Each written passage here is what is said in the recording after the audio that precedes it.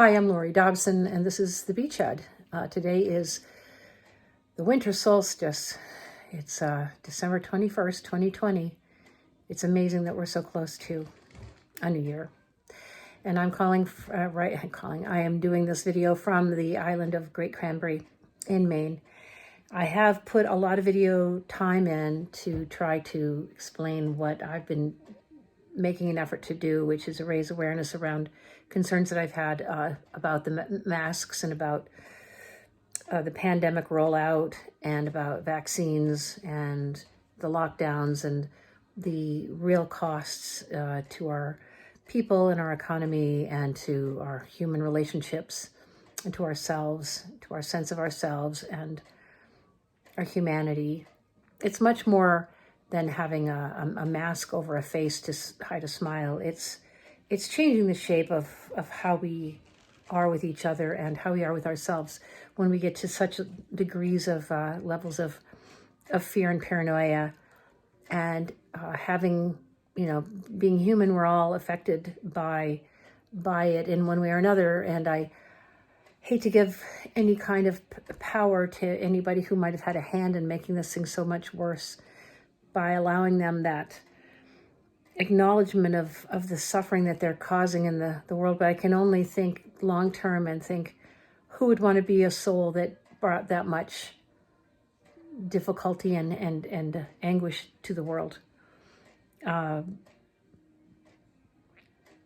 I would say, I don't want that to win. I don't want that level of enjoyment of pain, seeing the pain of others, to anyone that might either have started this or propagated it or made it worse in any way, or anyone who is profiting off it now or is just, made more convenient by their acceptance of it. So I sometimes dwell on what other people's relationship with this pandemic is, when really I just have to keep focusing on what I know and the truth I know inside myself. And I have an AA program that helps me with that, and understanding that what other people are going through, what they're thinking of me, it's none of my business. It's my business to honor my own inner place of understanding and to act from integrity. And so that's what I've been trying to do with these videos. Talking about myself here a lot, but what I'm saying is, since March, I've kind of just tried to have a straight conversation with myself being taped, and sometimes I kind of get close to the mark, and sometimes I don't. I'm learning, but I think it's been a valuable exercise. I don't even really listen to them. I do them because I want to express what that day brought to me and what understandings I got and what I'm still struggling with. And so, as I say, I'm in an AA program, and I'm also, I share through that program as well. I attend meetings, and I've helped co-host, and I think it's really good to have a program to work right now. If anybody's considering doing an AA program, the Zoom method, it isn't perfect, but it's adequate and it works. And I think it's still continuing. People are still getting help that need it, and that's the key thing. There's so much help in the book itself, the program. And I know that being at home, people that have issues with solitude anyway are very challenged, and that is one pain management system that has real potential for abuse. So I've been able to manage to keep my weight down, and I've lost 25 pounds. And I've been doing a program called Noom. I've been doing Zoom programs for AA, and so it's kind of like whatever your program is, whatever it really helps you from freezing into a fear mode, I recommend it. And people, reaching out to people and sharing unconditional love and forgiveness, and understanding that families are training grounds for forgiveness. We're all going to be neurotic if we're dealing with either our alcoholism or others.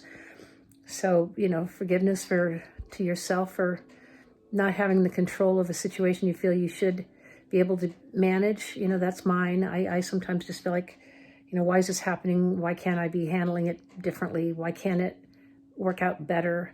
Family relationships are just hard. And then you compound these things into them when they're hard enough. So I just don't want to give the devil any more due. I want this thing to run its course, and unfortunately, it's not being allowed to. It's kind of been contained so it can be, extended, used for profit, used for power, used for whatever. But people aren't just letting this go, and I think it's just made too many people incredibly powerful too quickly, and it's muddled the thinking of those in charge. So while that's happening, it's kind of on the loose. I mean, it really is rampaging.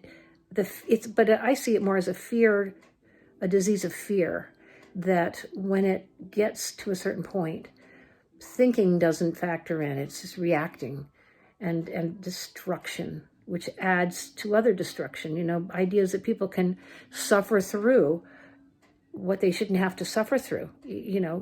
A lack of empathy on a profound level. And I think all we can really, really do to establish a strength, a beachhead, in my view, is some way where you've got some high ground and hard ground, you can hold it. And I think for me, speaking from my own way of doing that, is understanding that my responsibility lies with me. First of all, that's where I can do something about it, that I can do something about it, that I can have a new relationship with this, that I can think in new ways to get through. But the love that I feel for the people that I know, that must endure in whatever way it can, even if it's not, the customary ways, the easy ways, the ways that I would like, that make me feel good. I just have to know that love itself, extending and giving love to people that are in pain, that's the Christian way. It's the love way. It's the human way, the humanistic way. It's the heart way. It's the spiritual way. It's the right way. So along with trying to learn everything I can about this disease, I'm going to still understand that what's essential is to walk with heart through this time, through this path, and all will be revealed. I really do trust in that. Anyway, have a good night, guys. The shortest day of the year. Take care. Bye. It gets lighter from here.